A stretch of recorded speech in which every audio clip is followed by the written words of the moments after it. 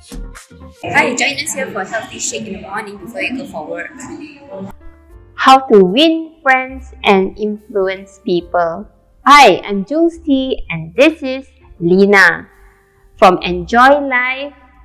And today we want to talk about a topic that's very close to our heart on how to talk to somebody when you meet someone on the street or somebody that you meet your customers or even your neighbors.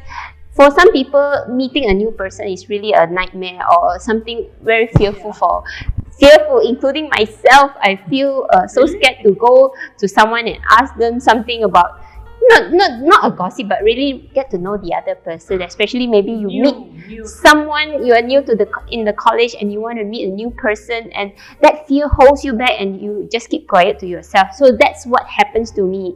So today I want to interview Lina to get to know about communication skills, how she mastered that, because Lina is someone that is really, really very sociable and is talking to someone, a stranger, comes naturally to her. We are now in Enjoy Life, Lina's shop here. So, Lina, what's Enjoy Life? Okay, so Enjoy Life is a nutrition club. It's a place where we educate the community to learn about healthy habits, and then eventually we'll make it into a lifestyle. It's some kind of like a cafe, but only for breakfast. We open 7:15 to 11 a.m., not p.m. So no dinner, no lunch, only breakfast. Yeah.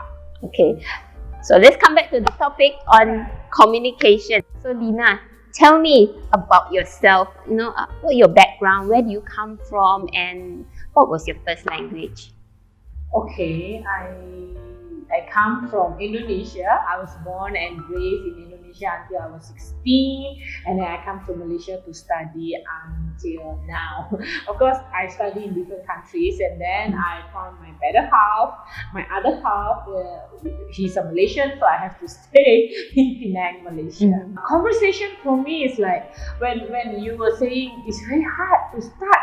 Sometimes Julie shared with me, it's very hard to start communicate with someone new. Like just now you were mentioned that when you go to college, you have a bunch of people. Oh, I have to get to introduce myself, or I have to ask about what's your name or what's your major or something. For me, when I come to a place where I see many people, oh, this is heaven for me. Yeah, it's heaven. Like maybe shopping malls, airport. It's heaven for me. Actually, when we lining up, sitting down to wait for our jab, for the COVID jab, actually it's like heaven for me. You can see a bunch of people. It's just that too bad. You just have to keep yourself to yourself. You're not allowed to talk to anyone. You can allow to just see with your eyes. So for me, when I see people, means heaven. So during lockdown, actually is a tough time for me. During lockdown was the best time for me because I'm an introvert and I don't mind sitting in my house alone and not talking to anyone. So it's really amazing, to meet somebody who is an extrovert and Opposite. Yeah, complete opposite. Opposite attracts really. Yeah, completely the opposite, and yet we can make friends. That's really, really interesting. And when you were in Indonesia, what was your first language? Okay, so my mother tongue is actually Javanese. It is not Bahasa Indonesia. We have our own dialect, which is Javanese. So I speak Javanese with my grandma, with my parents, and as I go to school, we learn all the books and all that we learn in Bahasa Indonesia. And then when you came to Malaysia, did you at that time know to speak English? I do learn a basic of English. Was very bad at that time. So when I have to come here when I was 16 years old, so we have to go through a basic in uni because we are not in the eligible age for uni age.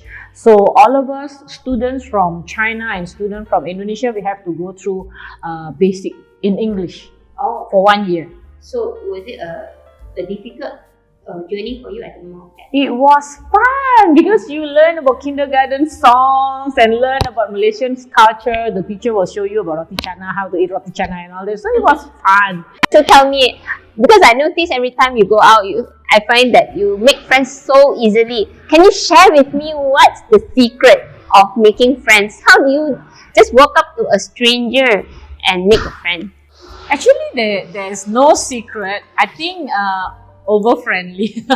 Over friendly can be good, can be not a good thing as well. I think everything must have both of that. It's just that it comes naturally for me. Whenever I meet someone, whether young or old, same age, when I don't know them, even like lining up, making what do you call that, driving license for example, then I was just like, oh, it's closed, is it? What time they're open? I just like to start a conversation. Oh yeah, they closed just now 2 p.m. He answer, and then we start to, oh, is it your first time? Yeah, I just want to renew. Oh yeah, say I just want to renew. Even though it's just a short conversation, but I don't know, I just like to say hello to everyone.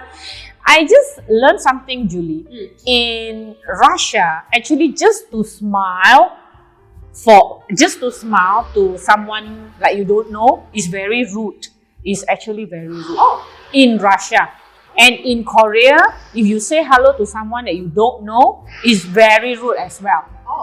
It's like even just hi, good morning. It's very rude. So they are. It's a totally different culture. Yeah, totally different culture. So that's why it's easier to make friends in Malaysia. Yes, and every time you see uncle, auntie, when they exercise, the first thing they ask is "Chapa boy, have you eaten?" That's the only thing they ask you. Oh yeah, always you get the same question. They always say, "Have you eaten?" It's not like "Hi, how are you?" In English we say that, but in Malaysia they always say, "Have you eaten?" Yeah. So after the first conversation, how do you go on to the next conversation? Sometimes you just say, for me, it's just a hi and then bye. But I noticed that you tend to able to conduct a longer conversation with people. Is there does it need a talent to do that, or is there some kind of trick or tip that you can share with us? Okay, actually it depends on the other person. Some people come from different background, or maybe personality, maybe her or his personality is friendly. Some people, that's it. So you have to understand, and you just have to stop there. But someone, and just when you start to open a conversation and the person is answering you back, it start from there, and then where the conversation begins. So, as a conclusion, never be afraid of making conversation. Why? Because you will never know which conversation might giving you new information, or help you with something, or even save you. You will never know. Never be afraid. It's for me because it comes naturally and it becomes a habit now. Thank you, Julie, for interviewing me. I hope whatever I share can be useful for everyone. Thank you.